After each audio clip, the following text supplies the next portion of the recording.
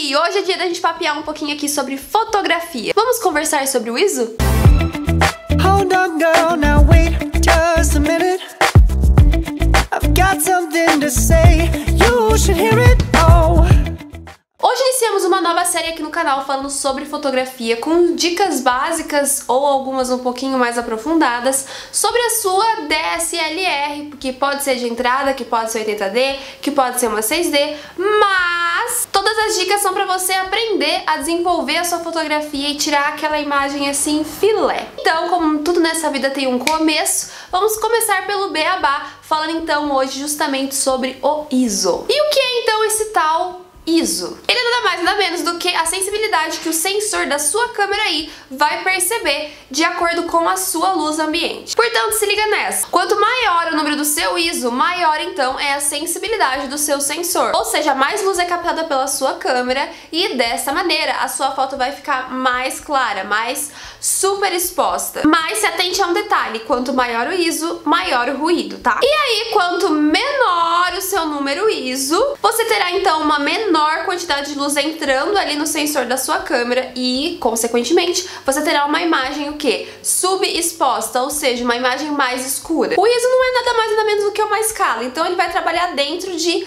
uma faixa numérica, começando em 100 até 102.400 quando a gente tá falando de câmeras um pouquinho mais tops. Geralmente com uma câmera de entrada a gente pode trabalhar em ISOs variando de 100 até 400, e em alguns casos se você trabalhar no pós-produção você pode colocar ISO até 800. E peraí, se você tá aqui se perguntando, mas Patrícia, o que é uma câmera de entrada? Gente, câmera de entrada é aquela câmera T5i, que são as Rebel, as EOS da vida. Eu uso Canon, então tô falando essa linguagem pra vocês. E aí o que acontece? Você tem T3i, tem T3, tem T4, 4i, enfim, todas essas T's aí são câmeras de entrada, são câmeras com valor mais acessível, mas também tem suas limitações. E eu preciso reforçar pra vocês que essas câmeras de entrada que eu estou falando são câmeras cropadas, ou seja, a imagem fica mais fechada, é um corte maior nela, e eu vou conversar sobre isso com vocês em outros vídeos no futuro breve. Mas voltando então a falar sobre o ISO. Ele é um dos primeiros recursos, não for o primeiro recurso que você vai colocar na sua DSLR. Você vai lá e vai ver como está a luz do ambiente, se é ambiente externo ou interno, e vai colocar o número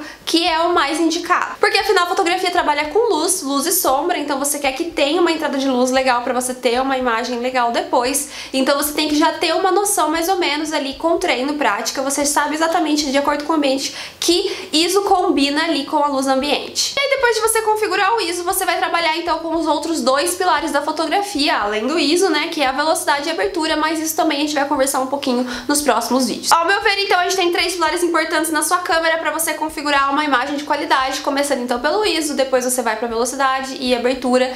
Tudo isso a gente vai discutir aqui no Borogodó. Eu, particularmente, quando vou fotografar, eu jogo um ISO que seja então indicado para aquela luz, tal, e aí eu vou trabalhando uma velocidade que seja no mínimo de 200 a 250, porque eu quero congelar o movimento. Se eu colocar uma velocidade menor do que isso, eu vou ter fotos borradas. Mas assim, você vai tendo que pegar esse macetinho ao longo do trabalho, ao longo da experiência. Ah, mas antes daqueles exemplos maravilhosos de situações e de fotos, vamos lá, você já deixou aquela curtida? Curte aí, amigo, curte, me ajuda e se inscreve aqui no Borogodó se ainda não for inscrito. Vamos aos exemplos então de situações. Situação 1, você tá num ambiente externo, luz do dia, tal, numa faixa aí das 7 horas da manhã até as 6 da tarde, tem variações de luz de acordo com esse tempo, mas enfim, você tá com essa luz aí, você vai trabalhar com ISO de 100 a 400, então você consegue ali, com variações óbvias de sombra e incidência solar, você trabalha nessa margem. E uma situação 2, hipotética aí, que você está fazendo fotos de dia, mas é em ambiente interno, você vai trabalhar ali com um ISO que pode variar de 400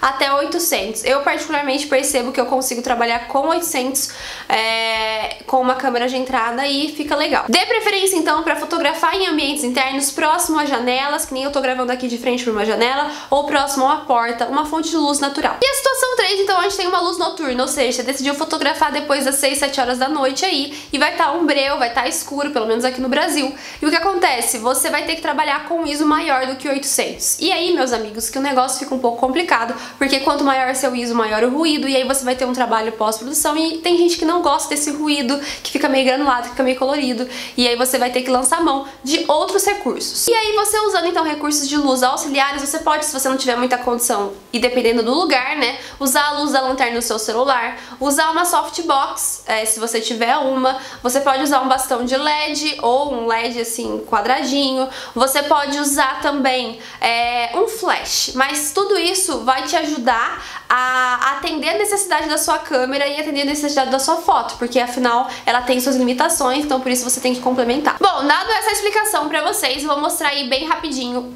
o mesmo objeto no mesmo lugar, a mesma foto, só que com ISOs diferentes, variando de 100 até 6.400. Vocês vão ver que essas fotos estão cruas, elas estão em formato RAW, eu não editei, portanto, tá? É só pra vocês terem uma noção de como existe sim uma variação desse ruído e dessa granulação que vocês percebem. Não que você seja proibido de fazer uma foto que tenha ruído, existem profissionais que inclusive trabalham com esse estilo, mas é a identidade do fotógrafo, você tem essa liberdade por ser arte, porém tá aí uma dica pra vocês. Tem muita gente que se incomoda porque você acaba perdendo nitidez quando você tem muito ruído. É claro que eu fiz alguns ajustes básicos aí de velocidade pra que a imagem ficasse visual pra vocês. À medida que eu vou diminuindo meu ISO, vai ficando cada vez mais escura a foto, mas dá pra vocês terem uma percepção de como funciona então essa variação. É isso então, galerinha, a gente se vê em breve com mais um vídeo aqui, seja de fotografia, seja de literatura. Lembrando que se você quiser saber um pouquinho mais sobre os meus trabalhos dentro da fotografia, você pode me seguir lá no Instagram, @p.argashow, que vai estar aparecendo aqui em algum lugar pra vocês. Me segue lá, que a gente vai se ver de pertinho também. Quinta-feira, então, encontro marcado com vocês e a gente se vê muito em breve. Partiu!